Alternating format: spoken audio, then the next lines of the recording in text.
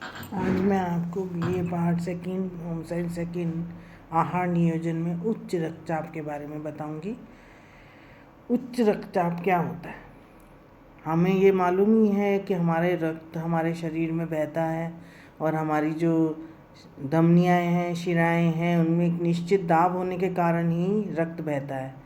और आप ये भी जानते हैं, आपने प्रथम वर्ष में पढ़ा था, बीए प्रथम वर्ष में, कि हृदय में परिसंचरण वाला रक्त परिसंचरण, जिसमें कि 2 आलिंद और 2 निलय होते हैं, और आलिंद का दोनों आलिंद एक साथ संकुचित करते हैं, और उस समय जब उनका संकुचन होता है तो निलय का फैलते हैं वो। तो सिकुड़ने की प्रक्रिया और प्रकुंचन कहते हैं, और प्रसारण मतलब प्रसार करना, जब वो कलेक्ट करते हैं उसको रक्त को, तो वेंट्रिकल में या निलय में प्रसारण होता है। तो ये संकुचन और प्रसारण के कारण ही खून का दबाव निश्चित रहता है और हमारे शरीर में बहता रहता है। तो जब संकुचन होता है तो उसे बोलते हैं सिस्टोलिक प्रेशर, और जब प्रसारण होता है तो उसे बोलते हैं डायस्टोलिक प्रेशर।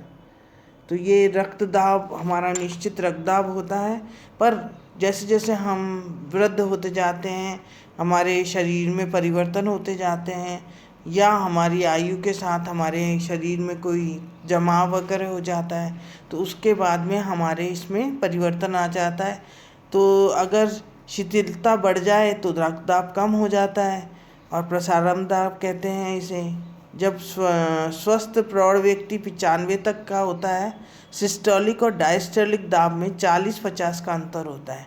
यदि ये अंतर बढ़ जाए और वो बढ़ा हुआ अंतर निरंतर बना रहे तो उसे उच्च रक्तचाप कहते हैं। या अपन दूसरी भाषा में ये भी समझ सकते हैं इस चीज़ को, कि अगर हमारा रक्त जैसे 80-120 बोलते हैं, तो 80 तो है आपका 120 जो सिस्टोलिक है, और 80 जो है वो डायस्टोलिक है, यानी प्रसारण दाब है, और वो प्रकुंचन दाब है।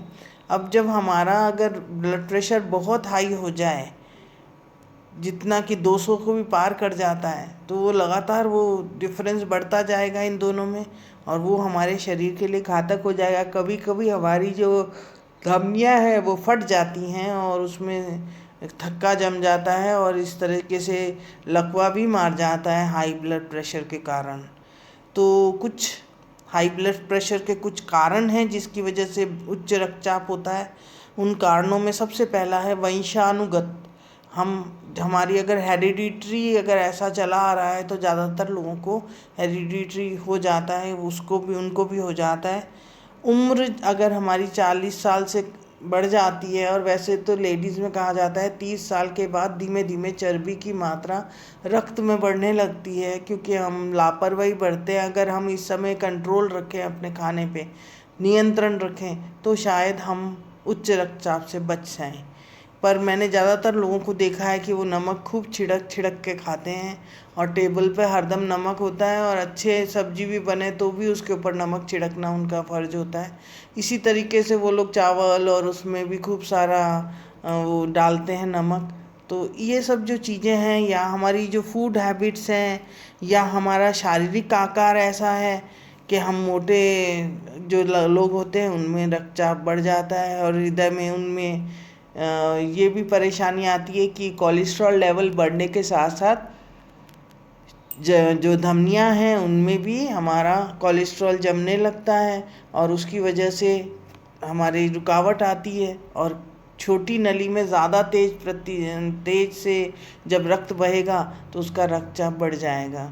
तो उन नलियों के कारण भी ये होता है। भोजन संबंधी आदतें अच्छी नहीं होती। आजकल हम ये विनिंग बहुत सारे फूड्स ऐसे खा रहे हैं जो पैकेट प्रोडक्ट्स होते हैं, वो सब खाते हैं, और वो जो खाते हैं ना, वो हमें नहीं खाने चाहिए, पर हम उस चीज़ के लिए आदी हो चुके हैं। तो हम आजकल पैकेट जो प्रोडक्ट्स आ रहे हैं, सेमी प्रिपेयर्ड फूड्स, उन सब को बहुत अच्छे से बहुत ज़्यादा मात्रा में लेते हैं, तो वो नहीं खाने चाहिए। और संतृप्त वसा की जो मात्रा है वो भी हम बहुत ज़्यादा ले लेते हैं कई बार। फिर धूम्रपान और जो शराब का सेवन है वो भी हमारे लिए घातक है, और वो भी उच्च रक्तचाप का कारण बनता है। गुर्दे और उसमें कोई दोष आ जाए कार्य प्रणाली में तो भी तकलीफ हो जाती है। मानसिक तनाव, चिंता, भय, आजकल तो हाइपरटेंशन में हर कोई दिखता है। अधिक दूषित जगह, वातावरण, वायु शुद्ध ना हो, भीड़ की जगह, उससे भी बढ़ जाता है। और जो शारीरिक श्रम नहीं करते हैं लोग, उनमें भी उच्च रक्तचाप ज़्यादा बढ़ जाता है। और इसके लक्षण है सिर दर्द होना, चक्कर आना, कमजोरी महसूस होना, छाती में दर्द होना, जी घबराना, उल्टी होना, कब्ज की शिकायत रहना, पेट में गैस की शिकायत होना, आँखों में धुंधलापन आना या आँखें दिखती, आँखों से देख नहीं पाते हैं, कोई भी वो पड़ता है रोशनी तेज, नींद आना, गुर्दे में दोष उत्पन्न होना। विशेष ध्यान हम नहीं देते उस समय जब आँखों की रोशनी बहुत कम हो जाए या गुर्दे या क्लोम का विकार हो जाता है और हृदय की धड़कन भी बढ़ जाती है, तो हम उसको, या अनियमित हो जाती है तो हम उस पर गौर नहीं करते। उसी समय हमें मुख्यतः डॉक्टर से परामर्श ले लेना चाहिए। और अगर हम डॉक्टर से परामर्श लेंगे तो वो जांच के हमको बता पाएगा। ये जो सारणी दी हुई है उच्च रक्तचाप वाले व्यक्ति के लिए, एक दिन का आहार तालिका भी है और कितना उच्च रक्तचाप होता है, रक्तचाप उम्र के साथ कैसे बढ़ता है, इनकी सारणियाँ दी गई हैं, आप सारणियों में देख सकते हैं। और इसमें कुछ बातें हैं जो हमें उच्च रक्तचाप वाले जो व्यक्ति हैं उनको कुछ सिद्धांतों का पालन करना चाहिए ताकि हम उसका उच्च रक्तचाप का हम वो कर सकें उपाय।